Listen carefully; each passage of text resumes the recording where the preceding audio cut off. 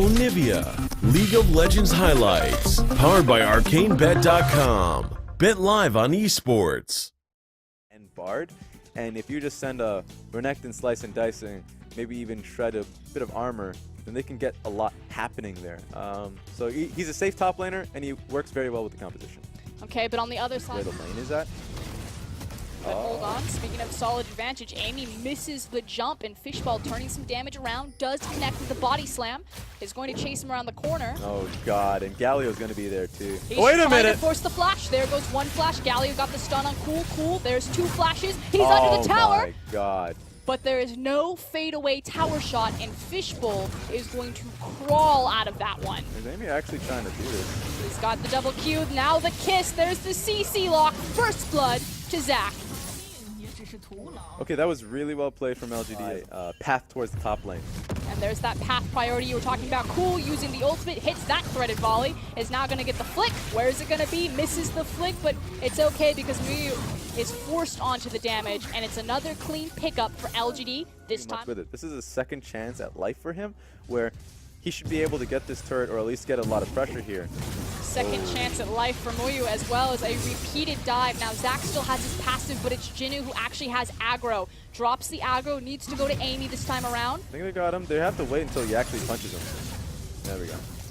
So Amy picks it up, forces his flash, and I did miss the bottom lane. At this point, Jinnu, he can just go back top lane and then TP bot. Might be smart with Camille looking starting to push. Wait a minute, PYL.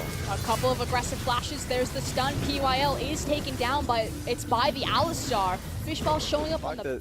They honestly could have just played it very lame. They didn't have to make a play. But hold on, here comes Zach. Amy's now in it here for defense, but the teleport's coming in. Now offense.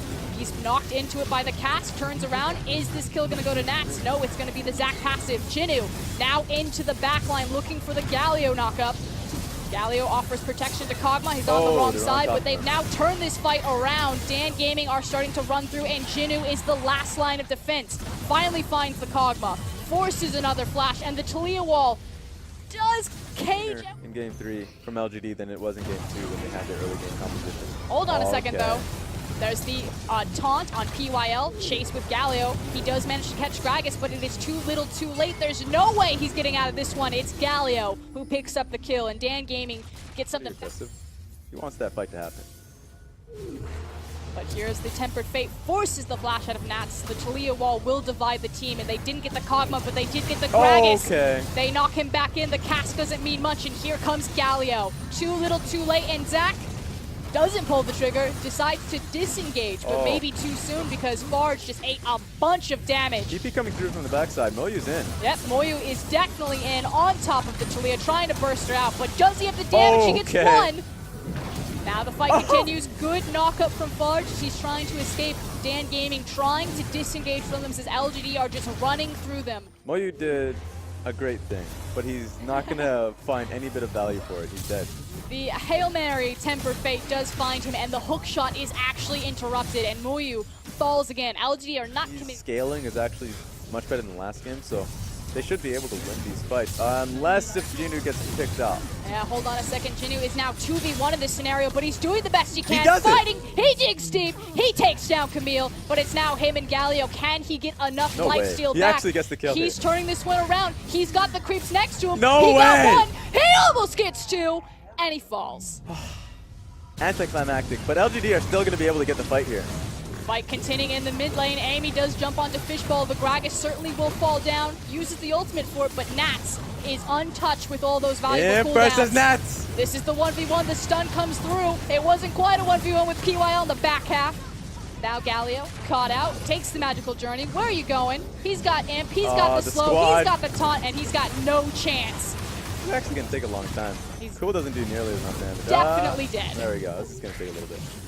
That being said, LGD playing that so well. In fact, the diving tools that both these comps had, and it's turned into, like you said, more of a pick-based game, particularly between these two. As I've seen this exact play before, but this time around, Jinnu does not have the fight in him. CC'd to death, the crocodile falls. Yeah, he actually had no way to be able to do anything. In fact, I guess they're going to sacrifice fish balls for that. Yep, doesn't stop there. Gragas will fall down to while blocking him out, and LGD now with the number.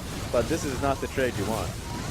This is the worst trade deal of any trade deal. Yeah, the I history believe of trade deals. is the stereotypical play-by-play line. I love it.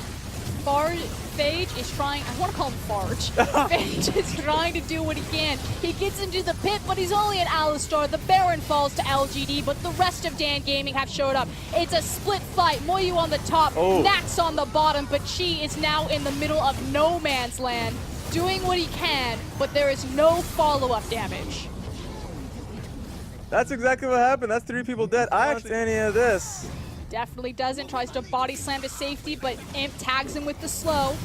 Has to use the cast defensively, but LGD streaming in with the creeps. It is a much cleaner game this time around. Controlled, methodical, and dominant. LGD take down Dan Gaming. You are much better than this than I am. I actually, you know, I am clapping on the inside. That's going to be LGD taking the win. And the fans, you can see they were a little bit, I would say, you know, holding their breath. But it finally comes through, and it was messy, but they get the victory. And you can see on your screen right now some turbulent faces, but overall LGD looking pleased with themselves. Cheeky smile from Amy as he takes Jinu's hands, and the team really had to dig deep for this series. It's a bit of a curveball that Dan Gaming threw them with the new roster, but in the end, the experience win the days, and the veterans get to take a bow. Yeah, it's a promising lineup here for Dan Gaming. You still question why they're making the change, but it's one of those moments. I question a lot of things.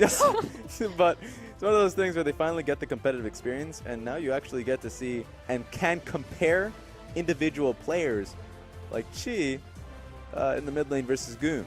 That actually could be a fun discussion to have. But regardless, they still lose points going up against